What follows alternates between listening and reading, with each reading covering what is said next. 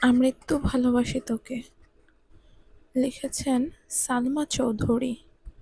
পর্ব ৩। কোনো এক স্বাচ্ছ্যয় আবিরের মাথায় চিনচিন ব্যথা অনুভব হয়।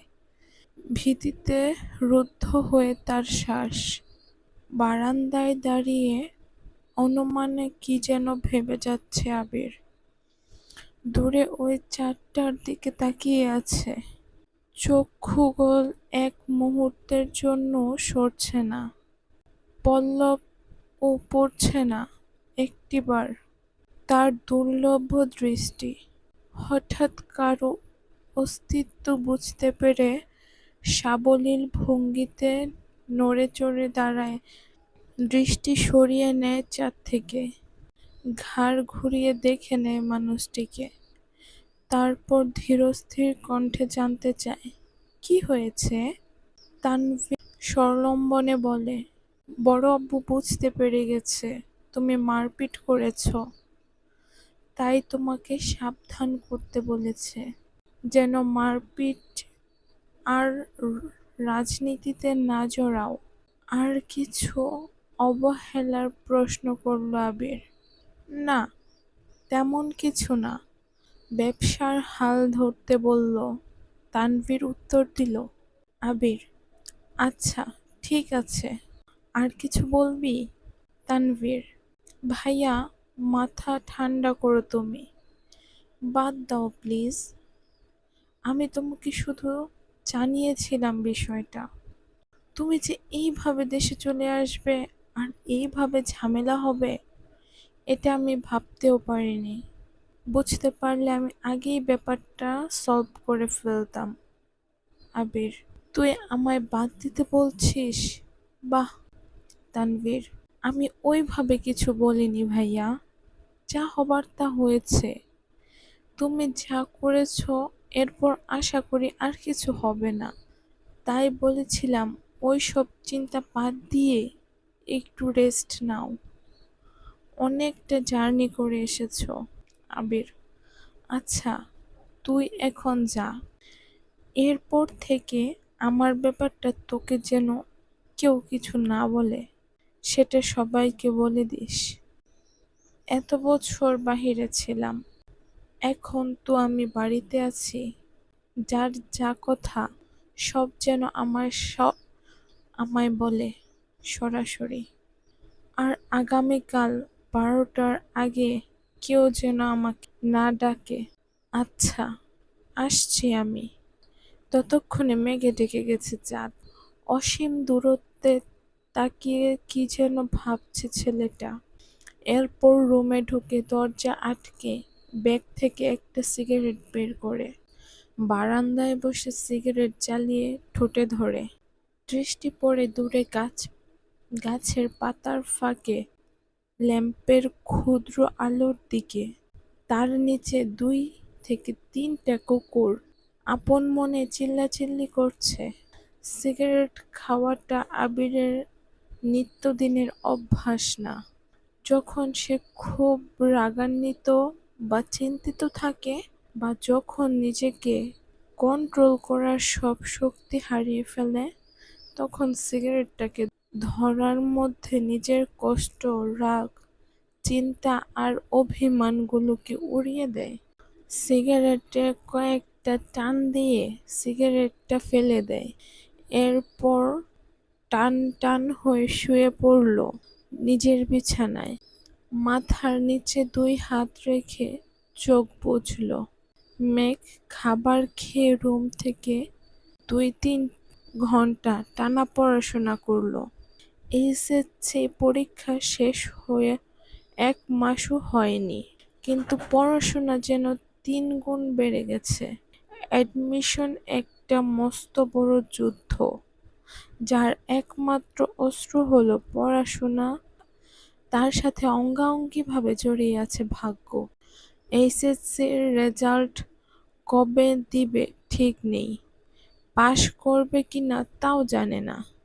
কিন্তু অনিশ্চিত ভবিষ্যতের জন্য প্রস্তুতি আগেভাগেই নিতে হচ্ছে। বয়সের তুলনায় মেয়েটা পড়াশোনায় একটু বেশি এগিয়ে গেছে। 18 বছর বয়সে পা দিল, সবে মাত্র 2 মাস হয়েছে। তার মধ্যে এসএসসি পরীক্ষা শেষ। কয়েক মাস পর সে স্নাতক শিক্ষার্থী হতে চলেছে। ভাবতেই কেমন যেন নিজেকে বড় বড় মনে হয় মেঘের।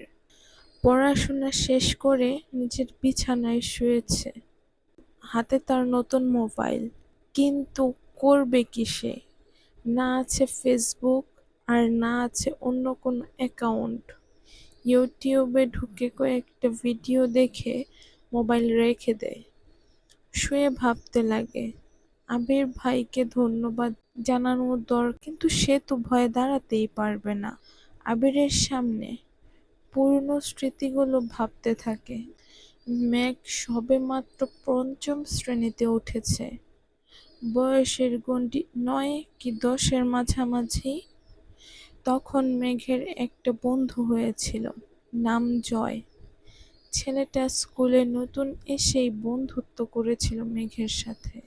ছোটবেলায় পিচ্ছিদের বন্ধুত্ব যেমন ছিল, চকলেট শেয়ার করে, টিফিন শেয়ার করা, একসাথে খেলাধুলা করা। একটা সপ্তাহ হয়নি তাদের বন্ধুত্বের। 7 দিনের মাথায় আবির স্কুলে গিয়ে মেঘকে আর জয়কে একসাথে খেলতে দেখে। স্কুলে সবার মাঝখানে মেঘের গালে একটা থাপ্পড় বসিয়ে দিয়েছিল আর রাগান্বিত স্বরে বলেছিল, তোকে যদি আর কোনোদিন কোনো ছেলের সাথে কথা বলতে বা খেলতে দেখি তাহলে তোর খবর আছে। এরপর বোনকে টানতে টানতে বাড়িতে নিয়ে আসে। একটা বার বোনের দিকে তাকিয়েও দেখে না। দোগালে আবিরের 5টি আঙুলের দাগ বসে গিয়েছিল। সেই যে থাপ্পড় দিয়েছিল মেঘ, 1 সপ্তাহ জ্বরে পড়েছিল। মেঘ ছোটবেলা থেকেই খুব অভিমানী ছিল। ছোট্ট মেয়েটা এই থাপ্পড়ের ভয়ে আর আতঙ্কে আর কখনো আবিরের দিকে চোখ তুলে তাকায়নি। কথা বলা তো দূরের বিষয়, আবির বাসায় থাকাকালীন মেঘ রুম থেকে বেরই হয় না মেঘ। আবিরও কখনো খোঁজ নেয়নি মেঘটার। ছোট্ট মেঘের মনে তখন জন্ম নেয় আবির ভাইয়ের প্রতি অভিমান, সীমাহীন অভিযোগ, কষ্ট আর বিতৃষ্ণা। 2 বছর পর দেশ ছাড়ে আবির। সময়ের মধ্যে মেঘ আবিরের সাথে এক টেবিলে খেতেও বসত না। আবিরকে দেখলেই যেন ছুটে পালাতো মেঘ। আবির বিদেশ চলে যাওয়ার পর মেঘ আবিরের ভয় থেকে নিজেকে সাবলীল করে আপন মনে রাজত্ব করতে থাকে খানবাড়িতে। আবিরের পাশের রুমটায় তার দখলে চলে আসে। আবির থাকলে হয়তো কখনোই সে এই রুমে আসতো না।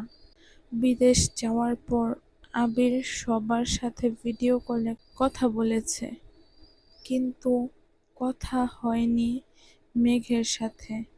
2-1 বার মেঘের কথা জিজ্ঞাসা করেছিল। এরপর থেকেই আবিরও কখনো মেঘের কথা জিজ্ঞাসা করেনি। 1 বছর পর ভাই বাড়ি এসেছেন, এখনো দেখা হয়নি তার সাথে। এরই মধ্যে মারপিট করে ফেলেছেন। ছোটবেলায় অনুভূতি প্রকাশ না করতে পারলেও আজ আবিরের কর্মকাণ্ডের কথা শুনে মেঘের মনে এক নামই ঘুরপাক খাচ্ছে, সেটা হলো হিটলার। হিটলারের সাথে আবিরের কতটা মিল বা বেমিল তা বিবেচনা করার বিন্দুমাত্রই ইচ্ছা নেই তার। মাথায় একটা চিন্তার ঘুরছে, ধন্যবাদ জানানো উচিত, কিন্তু সে কি আদৌ কথা বলতে পারবে হিটলারের সাথে? এভাবে ভাবতে ভাবতে ঘুমিয়ে পড়ল সে। ভোরবেলা থেকেই বাড়িতে রান্নার ধুম পড়ে যায়। 3 ভাই সকাল সকাল খেয়ে অফিস চলে যায়। মিম আর আদিও স্কুলে যায়। মেঘ ঘুম থেকে ওঠে ৮টায়। রাত জাগার কারণে সকালে উঠতে পারে না সে। ১০টা থেকে ২টা পর্যন্ত বাহিরে কোচিং, তারপর টিউশন শেষ করে বাড়ি ফিরে। ফ্রেশ হয়ে খেয়ে একটু ঘুমায়। বিকালে একটু হই-হুল্লোড় করে এরপর পড়াশোনা করে। এই তার বর্তমান জীবন। আজও তার ব্যতিক্রম হলো না। খেয়ে কোচিংয়ের উদ্দেশ্যে বেরিয়ে পড়েছে। বাসায় গাড়ি তাকে দিয়ে আসে, আবার কল দিলে গিয়ে নিয়ে আসে। ঠিক ১২টায় ঘর থেকে বের হয়ে আবির ধীর গতিতে নিচে আসে। চিন্তিত মুখ দেখে মা মালিহা খান ভীত স্বরে ছেলেকে জিজ্ঞাসা করে, "কি হয়েছে তোর বাবা?" আবির মুখের ভারী ভাব বজায় রেখে উত্তর দিলেন, "কিছু হয়নি, খেতে দাও।" ছোটবেলায় চঞ্চলতার ছিটেফোঁটাও নেই ছেলেটার মধ্যে। এইভাবেই বারবার হতাশা হচ্ছেন মালিহা খান। হঠাৎ চোখ পড়ে ছেলের হাতে ব্যান্ডেজের দিকে। হাতটাও ফুলে গেছে অনেকটা। আবির খাবার খাচ্ছে আর তার মা শান্ত স্বরে ছেলেকে বোঝাচ্ছেন, "এটা করো না, সেটা করো না।" মনে হচ্ছে ৫ বছরের শিশু সে। আগুন পানি চিনে না। যদিও বাবা-মায়ের কাছে সন্তান সারা জীবনই শিশুই থাকে। খাওয়া শেষ, মায়ের সাথে বিদায় নিয়ে বেরিয়ে যায় আবির। মেঘ বাড়ি ফিরেছে ১ ঘন্টা হবে। শাওয়ার নিয়ে নিচে এসেছে খেতে। খাওয়া শেষ। তানভীর রুম থেকে ছুটে আসে, জিজ্ঞাসা করে, "বড় আম্মু, ভাইয়া কোথায়?" আঁতকে উঠেছেন মালিহা খান। ও তো ২-৩ ঘন্টা আগেই খেয়ে বের হয়েছে। কেন? ইস, মিস করে ফেললাম। মালিহা খান, কি হয়েছে বাবা? মেঘ নীরবে তাকিয়ে ভাই আর বড় আম্মুর কথোপকথন শুনছে আর বোঝার চেষ্টা করছে ঘটনাটা কি। তানভীর ভাইকে কল দিয়ে জিজ্ঞাসা করে, "কোথায় আছো?" আবির কি যেন বলল, শোনা যায়নি। তানভীরের চোখ মুখ উত্তেজনার স্পষ্ট। "বড় আম্মা, আম্মা, কাকিমণি, বাহিরে চলো।" কেউ প্রশ্ন করার আগেই তানভীর ছুটে গেল বাহিরে। তার পিছন পিছন মিম, আদি, মা, কাকিমা, কাকিরা সবাই দরজা পর্যন্ত গেল। সবাই পিছনে মেঘও গেল সেখানে। এরই মধ্যে বাইকে বাড়ি ঢুকলেন আবির। নীল রঙের চকচকে একটা সুন্দর বাইক। হেলমেটটাও নীল। হেলমেট খুলতে খুলতে তাকায় বাড়ির মানুষের দিকে। মেঘ অপলক দৃষ্টিতে তাকিয়ে আছে। সেই কবে দেখেছিল আবিরকে। সেই আবিরের সাথে এই আবিরের চেহারা কোনো মিল নেই। হেলমেট খুলতে চুলগুলো এলোমেলো হয়ে গেছে। চোখে সানগ্লাস। নেভি ব্লু রঙের শার্ট কালো প্যান্টের সাথে ইন করে পরেছে। হাতে কালো ফিতার একটা ঘড়ি, পায়ে শু-জুতা। আপাদমস্তক দেখল আবিরের। হৃৎপিণ্ডের চার প্রকোষ্ঠ ছটফট করতে লাগল মেঘের। আবিরের দিকে বিভোর দৃষ্টিতে তাকিয়ে আছে সে। আবির বাড়ির সকলের উদ্দেশ্যে বলল, "বাইকটা কিনেছি, কেমন হয়েছে?" আবিরের কণ্ঠ মেঘের মনে গভীর ধাক্কা খেয়ে এতে হুঁশ ফিরে তার। দাঁড়িয়ে থাকতে পারছে না সে। এক দৌড়ে নিজের রুমে ছুটে দরজা আটকে শুয়ে পড়ে মেঘ। মিম আর আদি হই-হুল্লোড় করছে। আবির ভাইয়ের কাছে আবদার করছে, ওদের বাইক নিয়ে ঘোরানোর জন্য। মালিহা খান ছেলের পানে তাকিয়ে প্রশ্ন করলেন, বাসায় ২-৩টা গাড়ি থাকার পরও বাইক কেন কিনলে? আমার গাড়িতে চলাচল ভালো লাগে না, অবলীলায় উত্তর দিল আবির। পিচ্ছিরা খুশি হলেও খুশি হতে পারেনি মালিহা খান। হালিমা খান আর আকলিমা খান এই বাড়িতে বাইক ব্যবহার নিষেধ করেছিলেন স্বয়ং আলী আহমেদ খান নিজেই। তিনি কোনো এক বয়সে বাইক অ্যাক্সিডেন্ট করেছিলেন। সেই থেকে বাইক কিনা বা বাইকে চলাচল নিষেধ করেছেন। ইকবাল খানের খুব ইচ্ছে ছিল বাইক কেনার, কিন্তু বড় ভাইয়ের নিষেধ অমান্য করার সাধ্য নেই তাই কিনতে পারেননি।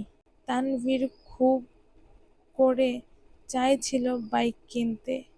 রাজনীতির সুবাদে অনেক জায়গায় চলাচল করতে হয়, বাইক থাকলে সুবিধা হয়। বাবা মোজাম্মেল খানকে বলেও ছিল সে, কিন্তু বাবা এক কথায় তার বড় আব্বু বাইক পছন্দ করে না। তোর দরকার পড়লে তুই একটা গাড়ি সবসময় ব্যবহার করিস, তারপরও বাইক কিনার নাম মুখে নিস না।